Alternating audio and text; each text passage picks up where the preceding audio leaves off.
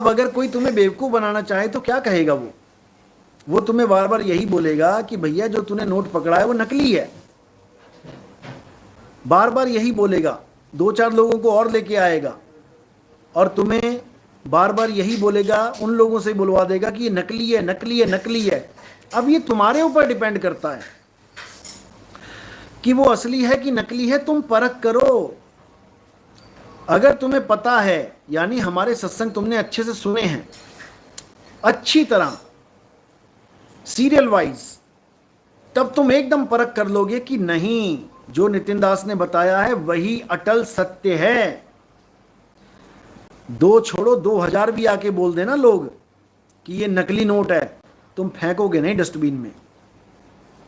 ये होती है परख, आत्मविश्वास, खुद पे विश्वास, अपनी विवेक शक्ति पे विश्वास, ना कि किसी दूसरे पे विश्वास। ये होती है परख। किसी के कहने से कुछ नहीं हो जाता, कुछ भी नहीं होता किसी के कहने से, जब तक तुम ना उस पर अमल करो। अगर तुमने उसकी बात मान ली और तुमने भक्ति छोड़ दी तो इसका मतलब अब तुम 84 में जाओगे सीधे, क्योंकि वो आत्मा की भक्ति को समझ ही नहीं पाए। आदि नाम हम भाख सुनाया, मूर्ख जीव समझ नहीं पाया। कसूर उनका नहीं है, कसूर है उनकी विवेक शक्ति का, जो पूरी जागृत नहीं हो पाई और उन्होंने सत्य मार्ग को झूठा समझ के त्याग दिया। अब उनसे पूछो क्या कर रहे हो तुम लोग, जवाब नहीं आएगा। उनसे पूछो ना, भैया आप कौन सी भक्ति कर रहे हो आप लोग, जवाब नहीं आएगा।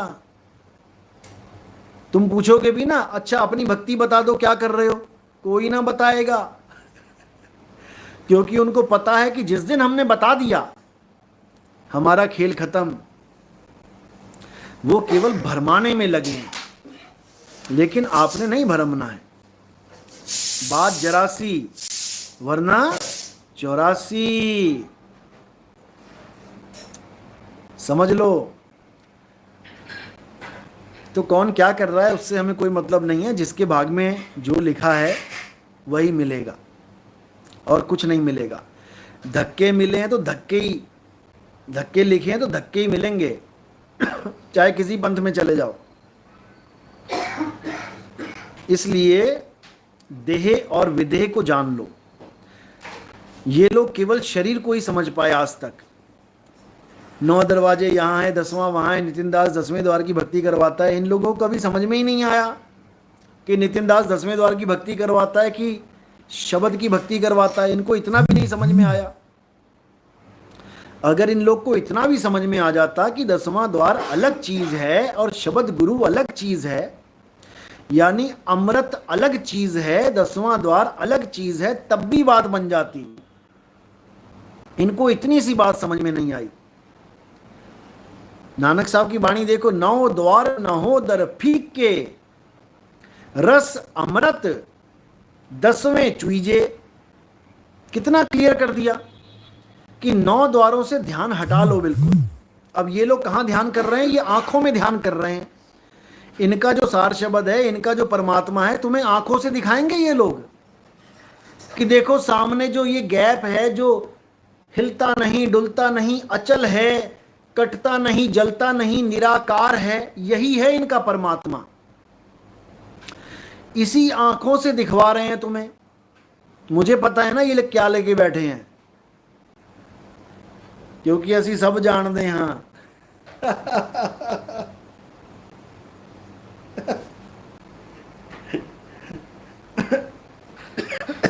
ये लोग जो सोच के बैठे हैं कि हमारे पास बहुत बड़ा दिव्य ज्ञान है, इनको ये नहीं पता कि नितिन दास ये सब पाठ पढ़ के आगे बढ़ चुका है। ये हाथों के बीच में निराकार, इसी के दुनिया सारी इसी के बीच में है। निरंकारी बाबा का भी यही ज्ञान है जो ये लेके बैठे हुए हैं और कहते हैं कि बीच में परमात्मा और तुम्हारे बीच में कोई वस्तु नहीं आएगी। देखो आंखों से सामने दिख रहा है ना, कोई बीच में वस्तु नहीं है। अरे ये आंख तो है ना, तुम क्या आंखों के बाहर बैठे हो कि तुम्हारे और परमात्मा के बीच में? अरे तुम शरीर के अंदर से देख रहे हो, तो बीच में आंख आ गई है, रेटिना है पूरा। 10वां दरवाजा तो फिर भी एक था, ये तो 2 हो गए।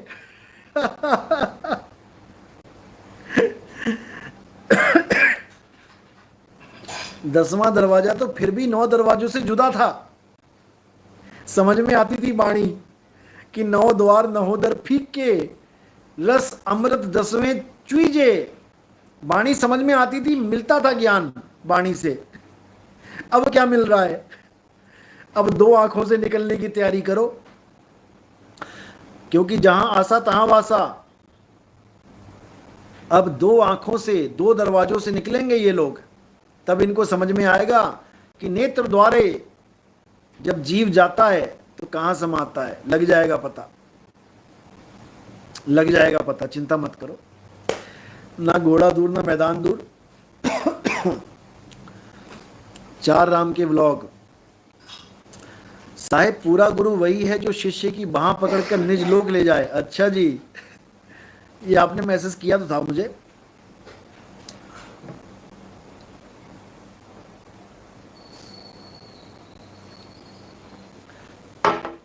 पहले तो ये समझ लो कि बाह होती किसकी है। बाह देही की होती है कि विदेही की होती है? पहले तो यही बता दो। जो भी ये भ्रम फैला रहे हैं कि पूरा गुरु वो होता है जो बाह पकड़ के ले जाता है, तो भैया बाह तो 5 तत्वों की है। कौन सी बाह पकड़ाना चाहते हो?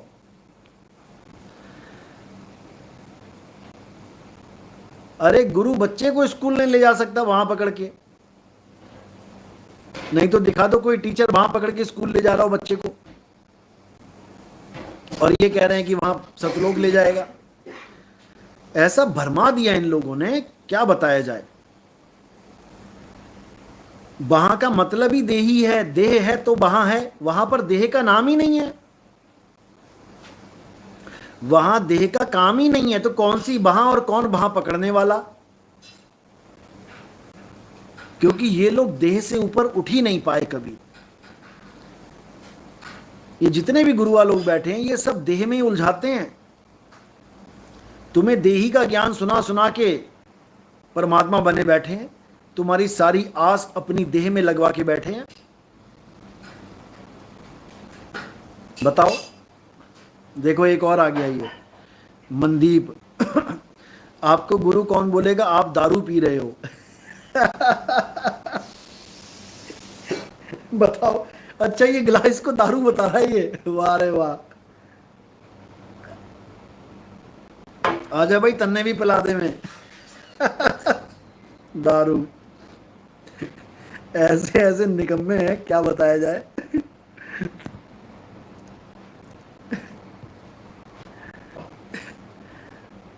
तन्ने बेरा को ना के पी रहे हैं हम।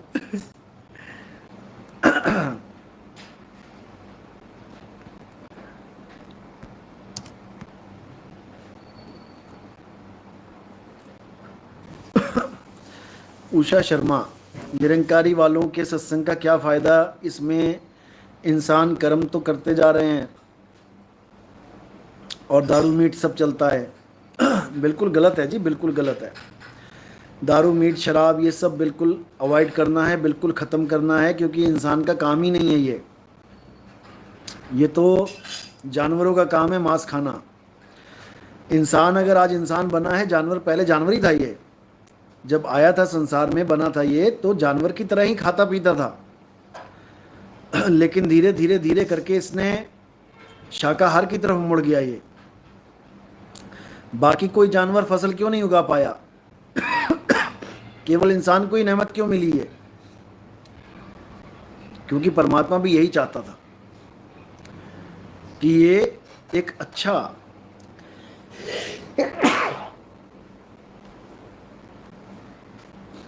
कि ये एक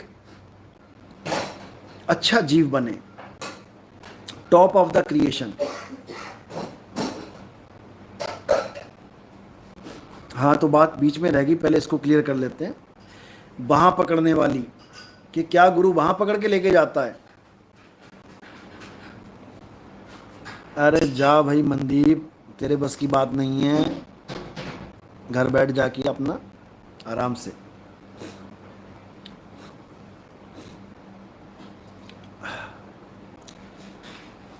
हाँ तो बात चल रही थी बाहाँ पकड़ने की। असल में बाहाँ पकड़ने का मतलब क्या होता है, इसके भाव को समझना है। बाहाँ पकड़ने का मतलब होता है जैसे लोहे की बाहाँ पकड़ के चुंबक उसको अपने पास बुला ले। लोहे की बाहाँ पकड़ के चुंबक उसको खींच ले, इस भाव में ये वाणी बोली जाती है कि गुरु ने बाँह पकड़ ली, अब छूटेगी नहीं। मेरे सतगुरु पकड़ी बाँह, नहीं नहीं तो मैं बह जाता। ये धर्मदास जी ने बोला। अब इसका मतलब ये नहीं कि धर्मदास जी का हाथ पकड़ दिया था कबीर साहब ने। ये सूरत और शब्द की बात चल रही है कि शब्द गुरु ने ऐसा ऐसा बाँह पकड़ा मेरा, ऐसा खिंचाव पैदा हुआ और खिंचता ही चला गया मैं, जैसे लोहे को चुंबक खींचती है। लोह चुंबक की प्रीत ज्यों लोह को लेती उठाए, और ऐसा शब्द कबीर का काल से लेत छुड़ाए। ये है असली मैटर। जब शब्द गुरु खींचता है सूरत को, उसको बाँह पकड़ना कहते हैं। ये वाली बाँह नहीं जिसके दोनों बाँह कट जाएं।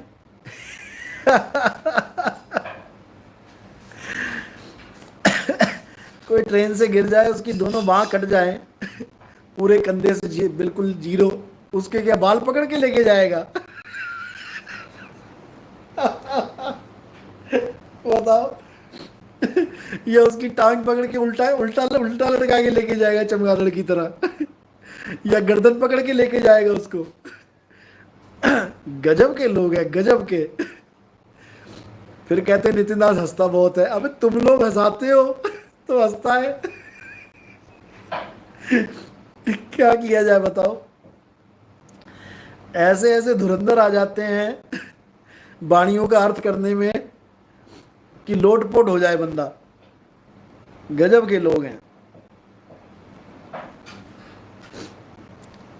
निशु साहिब, साधना चैनल पर आपकी एड्स कितने टाइम आती हैं? आप मुझे मैसेज कर देना, मैं आपको लिस्ट भेज दूंगा एड्स की। साधना और ईश्वर टीवी दोनों पे आती हैं।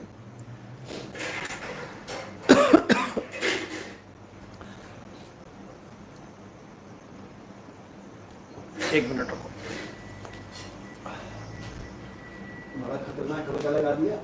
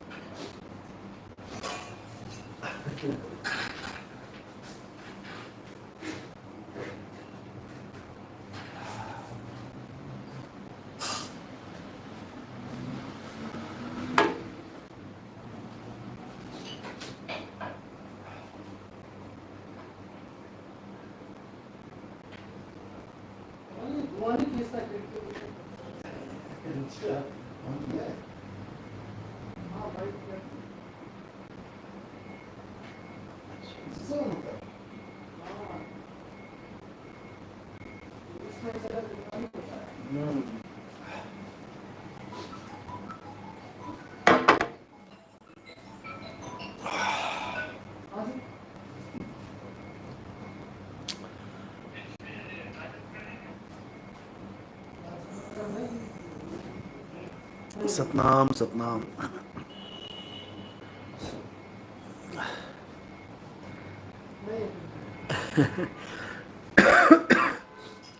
जिस पंथ में हम लोग थे पहले, 5 नाम वाले पंथ में, वहां पर ये बात बड़ी मशहूर थी। कहते थे भैया गुरुजी ने नाम दीक्षा दे दी है, यानी तुम्हें बुलडोजर से जोड़ दिया है, बुलडोजर से रस्सी बांध दी तुम्हारी। अब या तो धीरे धीरे चलते रहो उसके साथ, पैदल पैदल धीरे धीरे चलते रहो, फिर तो ठीक है। अगर तुम रुक गए तो तुम्हें घसीट के ले जाएगा। यानी भक्ति करो ना करो, बुलडोजर घसीट के ले जाएगा तुम्हें। मजा क्या बताए बताओ। तो ऐसे ऐसे गुरु मिल जाते हैं जीवन में कई बार, जो तुम्हें किसी ना किसी से बांध देते हैं। दिक्कत ये है, जबकि बंधना किसी से नहीं है, विहंगम चाल को अपनाना है। बस इतना समझ लो, तुम ही हो जो सही डायरेक्शन दे सकते हो खुद को। गुरु तो हमेशा तैयार ही बैठा है, चुंबक तो हमेशा तैयार बैठी है खींचने के लिए, लेकिन लोहा डायरेक्शन ही गलत लेके बैठा हुआ है। चुंबक यहां लगी है, लोहा वहां भाग रहा है। बस तुम्हारी डायरेक्शन को सही करने के लिए गुरु आता है तुम्हारे जीवन में, और कुछ नहीं है। कोई राम राम करवाने, कोई अल्लाह अल्लाह करवाने, कोई वाहिगुरु वाहिगुरु करवाने नहीं आता। ये तो तुम पहले से लेके बैठे हो। किसी को पूछो तुम कहाँ जा रहे हो? मैं वृंदावन जा रहा हूँ। क्या करोगे? गुरुजी से नाम लेने जा रहा हूँ, पीली ततैया से। अब पूछो क्या नाम देंगे? वो राधे राधे देंगे। राधे राधे देते हैं वो। अरे वो तो तुम्हें पहले से पता है। जो नाम तुम्हें पहले से पता है, तुम वही नाम लेने जा रहे हो, उससे क्या कल्याण होगा बताओ? जो चीज तुम्हें पहले से पता है वही तुम गुरु से लेने जा रहे हो, तुम्हारा क्या कल्याण होगा उससे? गुरु वो ज्ञान देता है जो तुम्हें नहीं पता है, जो गुप्त ज्ञान है वो देता है। और गुप्त ज्ञान क्या है? इस संसार में एक ही चीज गुप्त है, बाकी सब दिख रहा है। जो नहीं दिख रहा है, जिसको गैबी वस्तु बोला गया है, गैब, उसका ज्ञान देता है गुरु, और उसको आत्म ज्ञान कहते हैं। आत्मा ही नहीं दिखती है, बाकी सब दिख रहा है। बाकी सब दिख रहा है। राधे राधे लिखा दिख रहा है, अल्लाह अकबर लिखा दिख रहा है, वाहिगुरु वाहिगुरु लिखा दिख रहा है, गॉड गॉड लिखा दिख रहा है, सब कुछ दिख रहा है। और जो दिख रहा है वो माया है। जो दिखे सो माया संतों, जो दिखे सो माया। 5 तत्व का पुतला गैबी खेले माही। बिल्कुल सही भैरवदास। जो गैबी वस्तु है वो है असल वस्तु, जिसकी वजह से ये 5 तत्व का पुतला भाग रहा है, दौड़ रहा है, चल रहा है, फिर रहा है। उसको जानना है। उसको कहते हैं आत्मज्ञान। आत्मज्ञान बिना नर भटके, कभी काबा कभी काशी, जल में मीन प्यासी, मोह देखते आवे हासी। ये है खेल।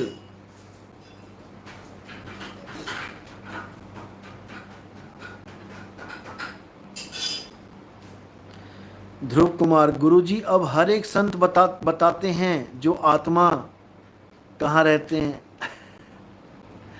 अब सब बताएंगे। क्यों बताएंगे? क्योंकि इन लोगों को पता लग चुका है कि नितिन दास ने आत्मा का ज्ञान खोल रखा है सारा।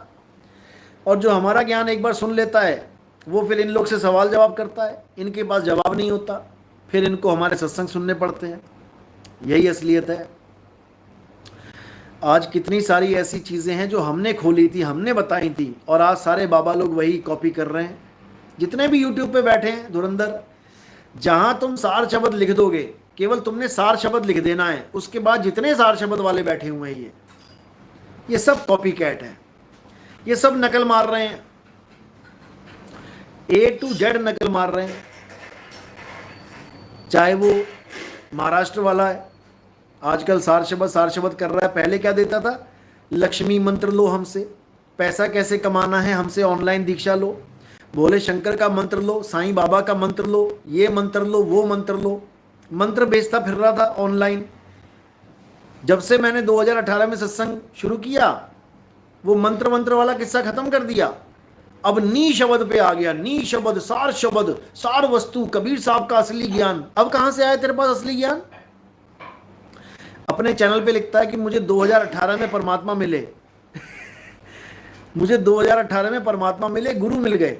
अब इससे पूछो कौन है तेरा गुरु, तो कहता मेरा कोई गुरु नहीं। अरे निकम्मे, जब गुरु मान ही लिया तूने कि तुझे मिले हैं, तो बता दे सीधे कि मुझे नितिन दास के सत्संग मिले हैं, इसलिए मुझे पता लग गया कि सार शब्द क्या होता। आज तक क्यों नहीं बोल पाया सार शब्द? ये उस ऑनलाइन वाले की बात कर रहा हूं मैं। ऑनलाइन गुरु घंटाल बना हुआ है, जो हमारे सत्संग सुन के अपने चैनल पे मेरे सत्संग डालता था, और वो भी चालाकी करके आवाज बदल के। मैंने ऐसी क्लास लगाई ना इसकी फ़ोन पे, फिर तब जाके सुधरा ये। फिर मेरे सारे वीडियो डिलीट किए इसने अपने चैनल से। पूरी रिकॉर्डिंग पड़ी है मेरे पास। जो इसके चेले हैं इस ऑनलाइन वाले की, मुझसे रिकॉर्डिंग ले लेना, मिल जाएगा पता कितने पानी में है। तो ऐसे ऐसे लोग बैठे हुए हैं। अरे भाई, केवल सार शब्द बोलने से या जो मैंने बोल दिया उसको दोहराने से ना तो तुझे परमात्मा मिल जाएगा ना तेरे चेलों को मिलेगा। हद कर दी इन लोगों ने। हाँ भाई, विवेक से समझो भाई।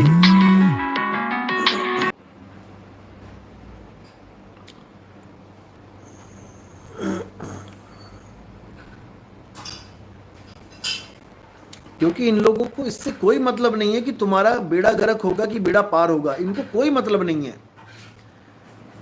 ये लोग केवल आ रहे हैं मशहूर होने के लिए कि हमें भी कोई ज्ञानी पुरुष समझ ले। अरे चोरी के माल से कोई साहूकार नहीं बन जाता। चोरी का माल चोरी करके चोरी कहलाओगे, साहूकार नहीं कहलाओगे।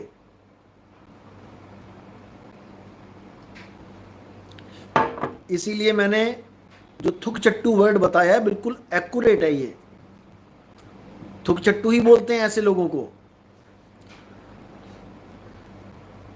बिल्कुल सही वर्ड दिया है मैंने, क्योंकि संतों ने और भी वर्ड दिए हैं, कन फुक्का या और भी लबाड़ गुरु बोला है संतों ने।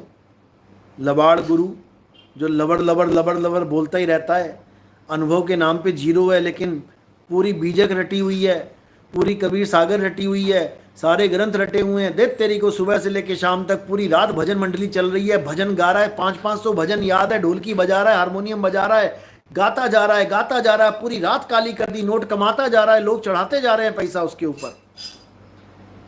ऐसे गुरु को लबाड़ गुरु बोलते हैं, लबाड़। संतों ने बड़े अच्छे अच्छे वर्ड दिए हैं सोच सोच के। तो नितिन दास ने भी एक दे रखा है, थुक चट्टू कहते हैं जिसको। और वो कोई एक आदमी नहीं है, वो सब उस कैटेगरी में आते हैं जो दूसरों का ज्ञान चोरी करके सुन सुन के खुद ज्ञानी बने बैठे हैं। ये सब वही हैं।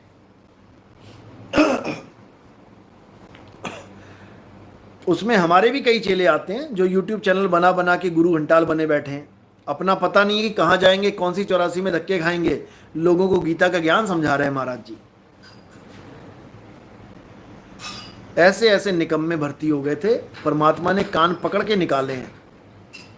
निकम्मे तो बहुत भर्ती हुए थे, और जेंट्स छोड़ो, लेडीज ऐसी ऐसी भर्ती हो गई थी हमारे पंथ में कि बेड़ा गर्क कर देती वो लोग, अगर 2023 के बाद भी रह जाती। लेकिन परमात्मा ने पहले से ही किनारे झाड़ू लगा दिया, बिल्कुल एकदम पंथ साफ सुथरा कर दिया। जितना कचरा था सब किनारे।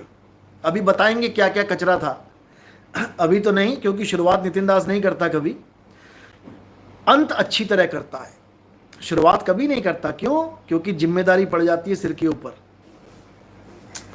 हम शांति प्रिय लोग हैं। हम शांति चाहते हैं, लेकिन कोई अशांति फैलाने की कोशिश करता है, फिर अच्छे से शांत करते हैं। क्योंकि भारत हमेशा इसीलिए मशहूर है, अहिंसो परम धर्म। हम यही मानते हैं, अहिंसा परम धर्म है। लेकिन जब कोई नाक में दम कर देता है, फिर धर्म की रक्षा भी करना अच्छे से जानते हैं। समझे? 5वीं पातशाही से लेके 9वीं पातशाही तक बलिदान देना भी जानते हैं। लेकिन जब पता लग जाए कि ये बलिदान लेके भी नहीं सुधर रहे हैं, तो फिर तलवार उठाना भी जानते हैं। 10वीं पातशाही देख लो, जब गुरु गोविंद सिंह ने देखा कि भाई 5वीं पातशाही से लेके अब तक इतना अत्याचार कर लिया, अभी भी नहीं सुधर रहा है, उसके बाद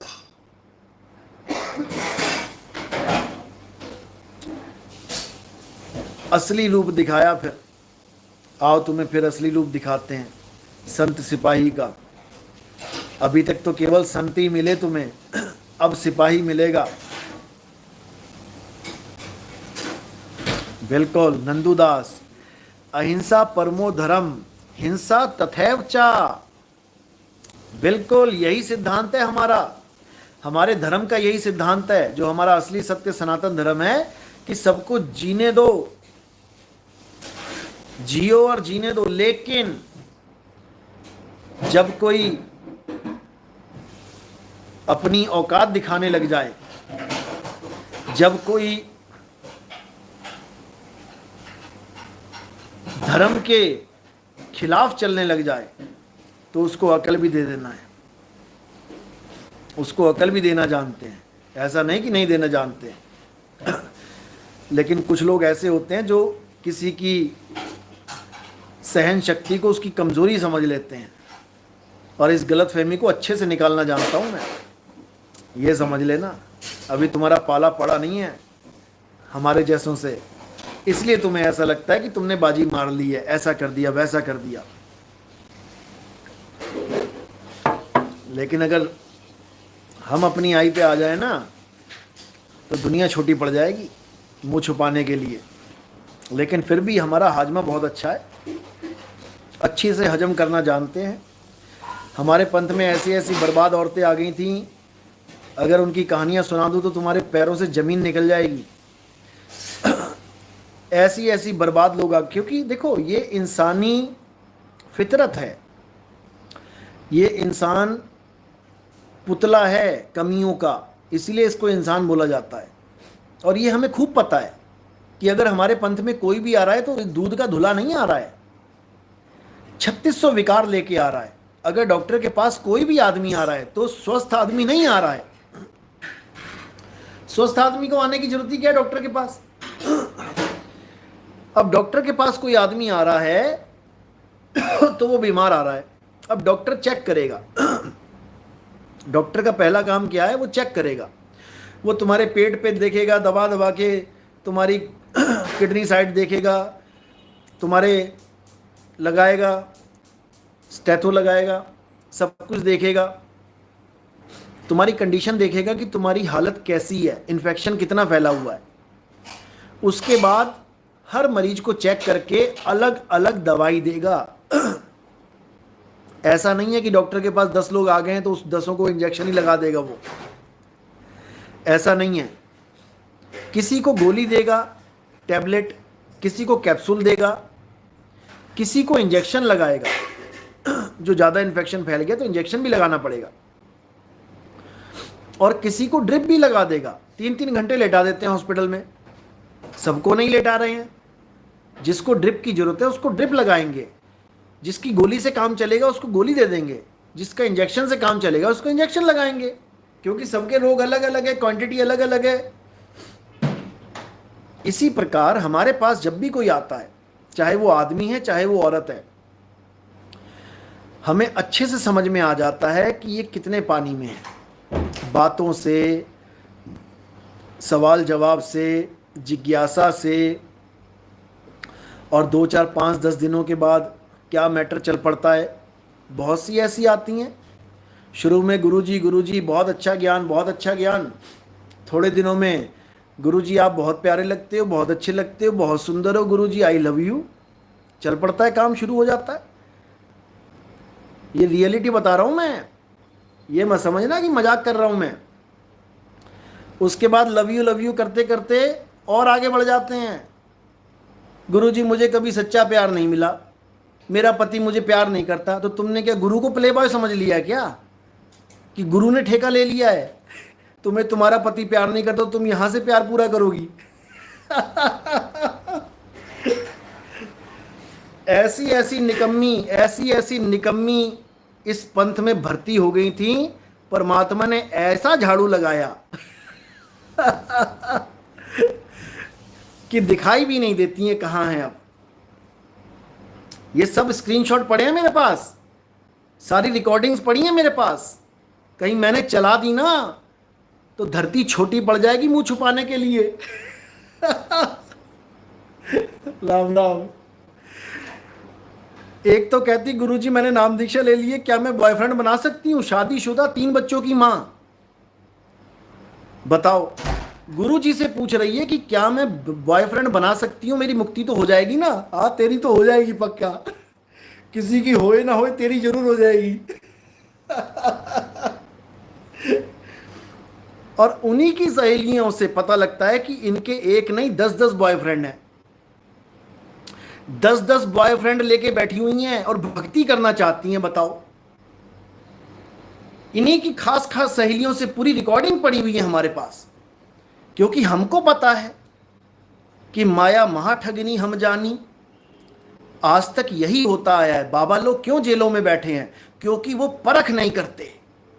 वो परख नहीं करते कि सामने वाला कितना बीमार है। उनको लगता है, क्योंकि देखो डॉक्टर भी अगर अच्छा डॉक्टर है वो पूरी परख करेगा, लेकिन वो आकर्षित नहीं होगा मरीज से, क्योंकि उसको वो शरीर दिखाई दे रहा है इन्फेक्शन से भरा हुआ।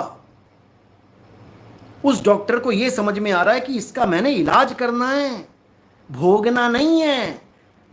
ऐसे ऐसे डॉक्टर हैं जो एग्जामिनेशन करते हुए सारे कपड़े उतार देते हैं लेडीज के। ऐसे ऐसे डॉक्टर हैं।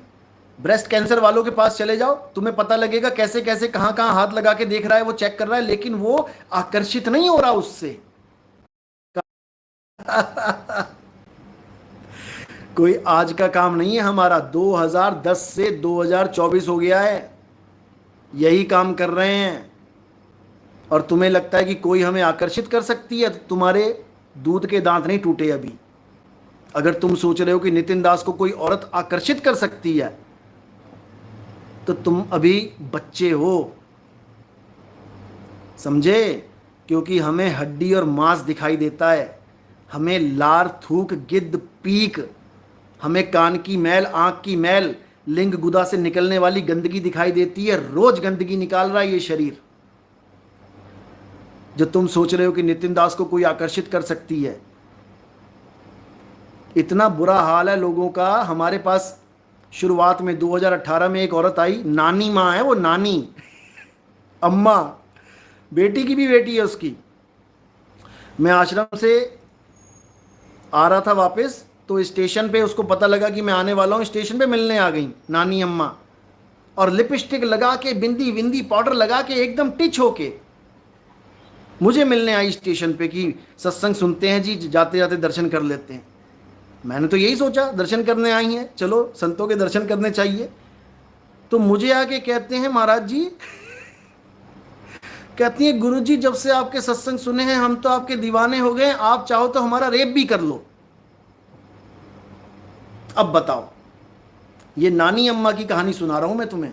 नानी अम्मा, 16, 17, 18 साल की लड़की की बात नहीं, नानी अम्मा। मेरा दिमाग खराब हो गया कि भैया ये क्या लोग हैं, ये कौन से, कहां से, कौन से ग्रह से आ रहे हैं ये लोग। मतलब हद हो गई जिसको कहते हद। फिर भी मैंने मौका दिया कि चल कोई बात नहीं, तू पंथ में रह, नहीं तो वहीं से धक्के मार के निकालता, वहीं से धक्के मार के निकालता मैं। लेकिन हमें पता है कि जीव बेचारा भटकता हुआ आ रहा है। कोई बात नहीं, विकार सब में होते हैं। अगर बॉडी है तो गर्मी सब में है। मौका देना चाहिए, क्योंकि संतों का काम मौका देना है। अगर हम मौका नहीं देंगे तो कौन देगा? हम मौका नहीं देंगे कौन देगा? कबीर साहब ने वैश्यों को मौका दिया? नहीं दिया तो बता दो। गणिका तारी कबीर साहब ने, अगर वो भी कह देते अरे ये तो वैश्या है, ये तो पता नहीं किस किस के साथ मुंह मारती है, इसको नहीं करेंगे, नहीं तारेंगे, इसको नहीं ज्ञान देंगे, फिर सदना कसाई को मौका दिया, बकरे काटता था रोज, कत्लेआम मचा रखी थी, उसको भी मौका दिया। तो भैया नितिन दास भी मौका देता है, समझे? लेकिन परीक्षा भी पूरी लेता है ठोक के। और नितिन दास की परीक्षा कबीर साहब से कम नहीं है। कि कोई ये सोचे कि नितिन दास की परीक्षा कोई छोटी मोटी परीक्षा है, तुम्हारे पैरों से जमीन निकाल देगा। समझे? अभी तुम्हें पता नहीं है कि कौन आ गया है। तुमने तुमने सारे बाबों को एक तराजू में तोल दिया ना, तुम्हारी ये गलत फहमी भी दूर कर देगा नितिन दास। अभी तुम्हें पता नहीं है तुमने कहां पंगा ले लिया है।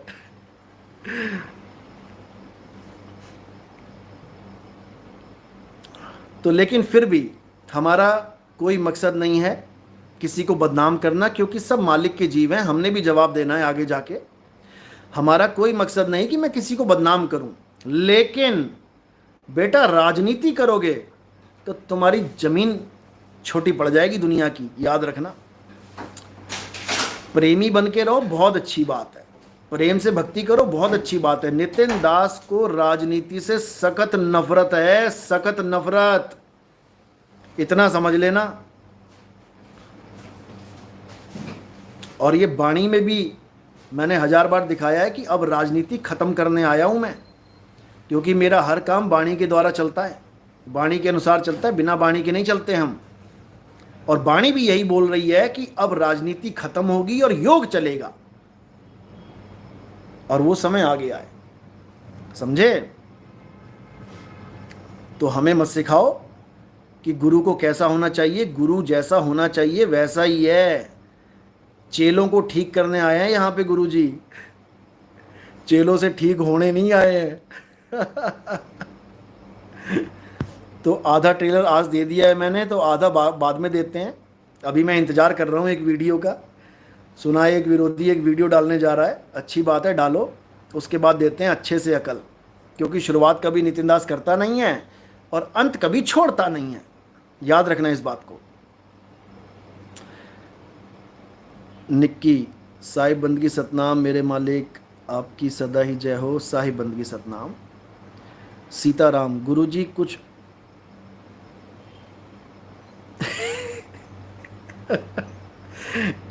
कुछ लोगों की इस पंथ में जिनकी मुराद पूरी नहीं हुई वह आपके ज्ञान को गलत। अच्छा, देखो भैया, मुरादें पूरी करनी है तो कोई और पंथ देख लो, हमारे यहाँ मुरादें पूरी नहीं होती हैं।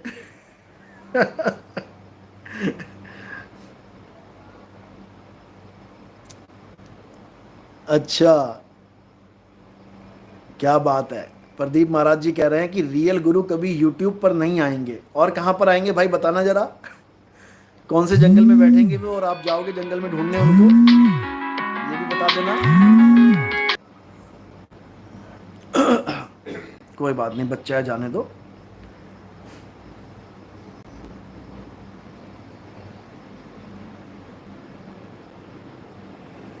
पवन खत्री, आपकी वाणी बहुत गुड है, रात को 2 बजे तक सुनता हूँ, नामदान कब मिलेगा।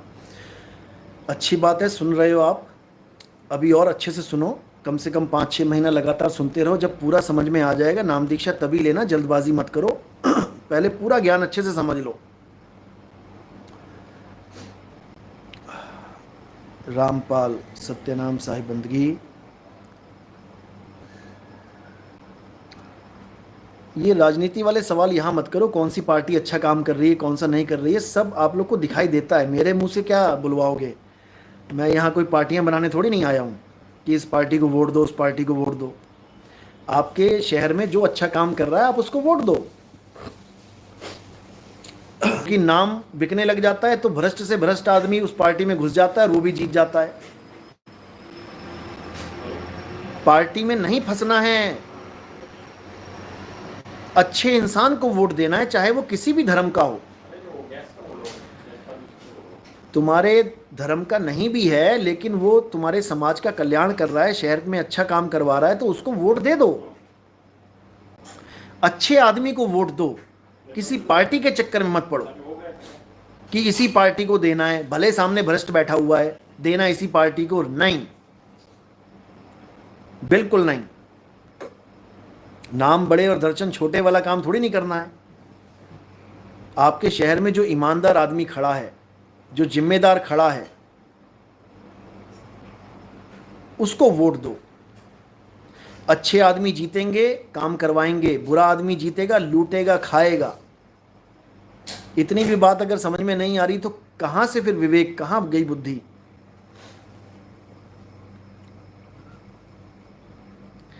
कहत खोजी गोबर पाथलोजी। आपका साथ KGF, बिल्कुल जी बिल्कुल, ज्वाइन KGF। भ्रष्टाचार को ख़त्म करो, अच्छे आदमियों को सामने लेके आओ। ये देश तभी तरक्की करेगा, और देश तभी तरक्की करता है जब गांव तरक्की करता है। गांव को तो सब भूल ही जाते हैं, सब शहरों की तरफ दौड़ते हैं, शहरों में तरक्कियां करवाते हैं। क्यों? क्योंकि बड़े बड़े इंडस्ट्रियलिस्ट हैं, उनका काम चलेगा बढ़िया तो हमें पैसा आएगा। यही चलता है पार्टियों में, और कुछ नहीं है। असली पार्टी वो है जो गांव की तरक्की करवाए, गांव के लोगों को गांव में रोजगार मिले तो शहरों में भीड़ ना हो, शहरों में भीड़ ना हो तो भ्रष्टाचार ना हो, मिलावट ना हो। देखो जरा, दिल्ली जैसे शहर में इतने लोग रहते हैं, इतने लोग रहते हैं, रोज सुबह चाय पीते हैं। बताओ इतना दूध कहाँ से आ रहा है? बताओ जरा, कितनी गाय पाल ली लोगों ने। रोज कम से कम 1 लाख 2 लाख बंदा एंट्री कर जाता है दिल्ली में रहने के लिए। कहाँ से आ रहा है दूध इतना? ये सब केमिकल घोल घोल के पिला रहे हैं तुम्हें, कैंसर करवा रहे हैं तुम्हें। गांव का बंदा कभी शहर में आए ही ना, अगर गांव के आसपास ही उसको रोजगार मिल जाए तो। क्यों नहीं करते ये लोग काम?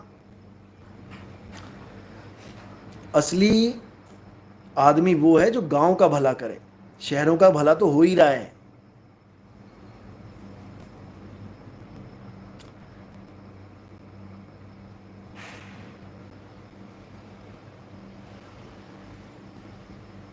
चलो, प्रियांशी कश्यप, गुरुदेव जी जब भेद मिला उसी समय काल के सिर पर पैर रख दिया था। क्या बात है, बहुत बढ़िया।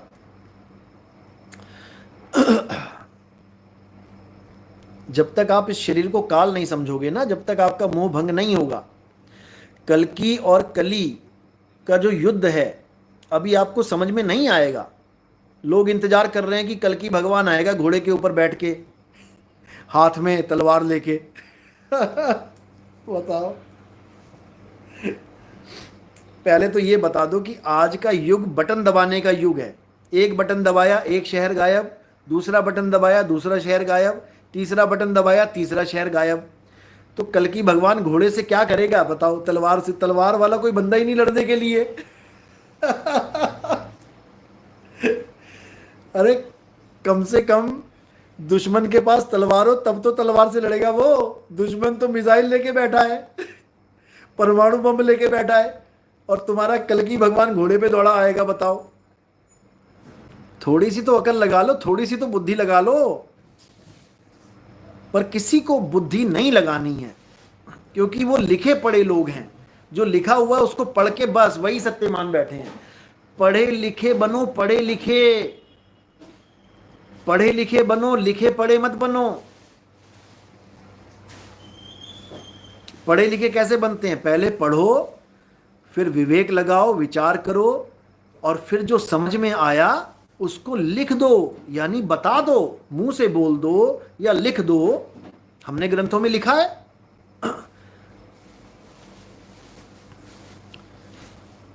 अब देखो कितनी मजेदार बात है। कल्कि के बारे में बोलते हैं कि वो घोड़े पे बैठ के आएगा, और कली के बारे में कहते हैं कि वो सब आदमियों के अंदर पहले से ही है। यानी वो सारी दुनिया में जितने भी इंसान रहते हैं, इंसान हैं, सबके अंदर पहले से ही बैठा हुआ है वो। अब इतना भी बुद्धि विवेक नहीं है कि जो पहले से बैठा हुआ है वो कैसा होगा? होगा कैसा वो? कोई सोच भी नहीं सकता। ये नितिन दास ने खोला है कि कली क्या है। सब उस